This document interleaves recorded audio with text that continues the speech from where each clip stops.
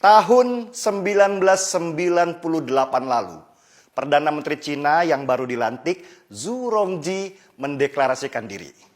Berikan saya 100 peti mati, 99 buah akan saya kirim untuk para koruptor, dan 1 untuk saya sendiri kalau saya korupsi. Pernyataan Zhu Rongji ini bukan main-main. Bukan sekedar manis di bibir, tapi dia benar-benar melaksanakan amanatnya. Tidak berapa lama sesudah dia berniat memberantas korupsi di Cina yang sudah berakar di sana, seorang pejabat Partai Komunis Cina ditangkap dan dihukum mati. Padahal orang itu adalah teman satu partainya sendiri. Koruptor itu diarak di jalan, ditembak di belakang kepalanya.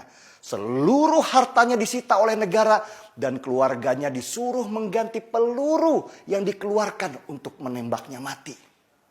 Kejam? Banyak yang bilang begitu.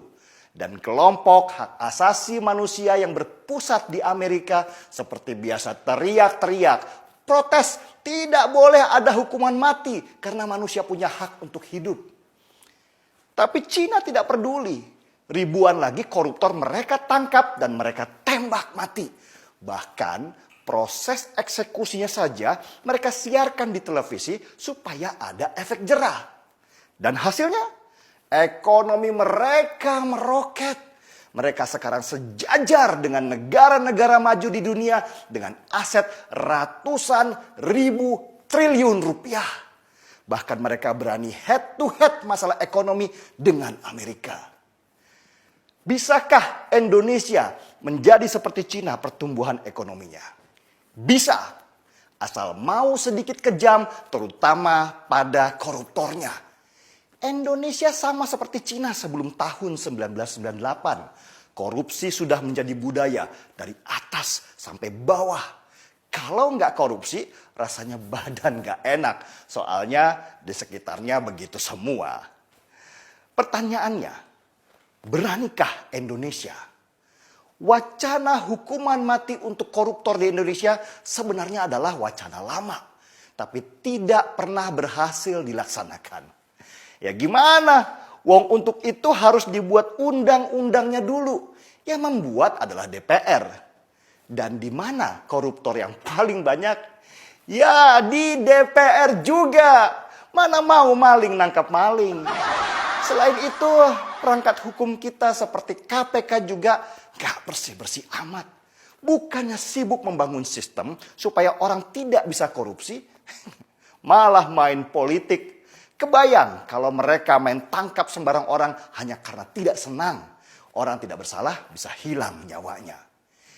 Cina bisa dengan mudah membuat produk undang-undang hukuman mati untuk koruptor.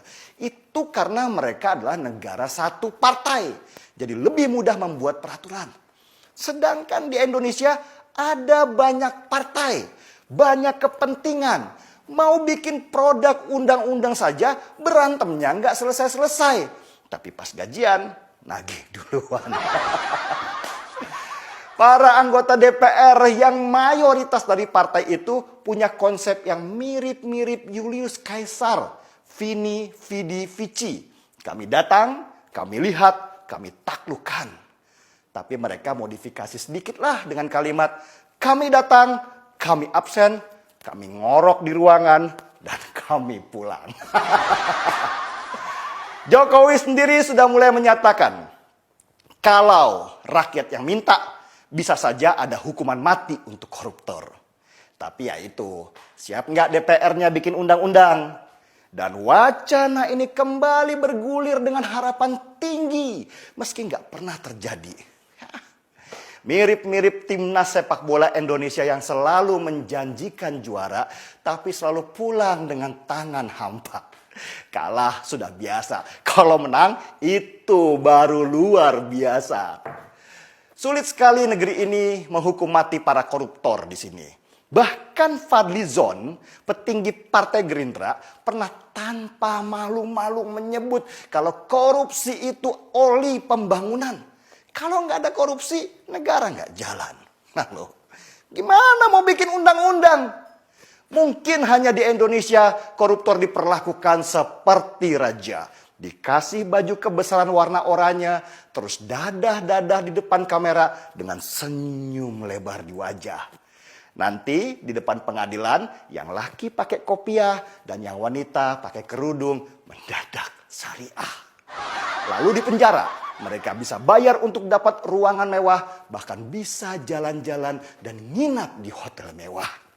Dan kalau sudah tua, dikasih gerasi karena sakit mulu dan membebani keuangan negara. Jumlah rupiah merawat koruptor di negeri ini jauh lebih besar dari jumlah rupiah yang dikorupsinya. Sedangkan di Cina, peluru saja harus dibayar oleh keluarganya yang sudah dimiskinkan semiskin-miskinnya.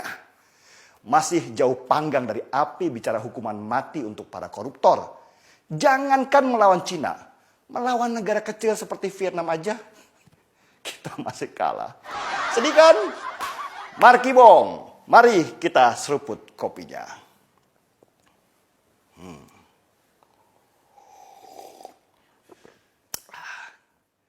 Saya Denny Siregar.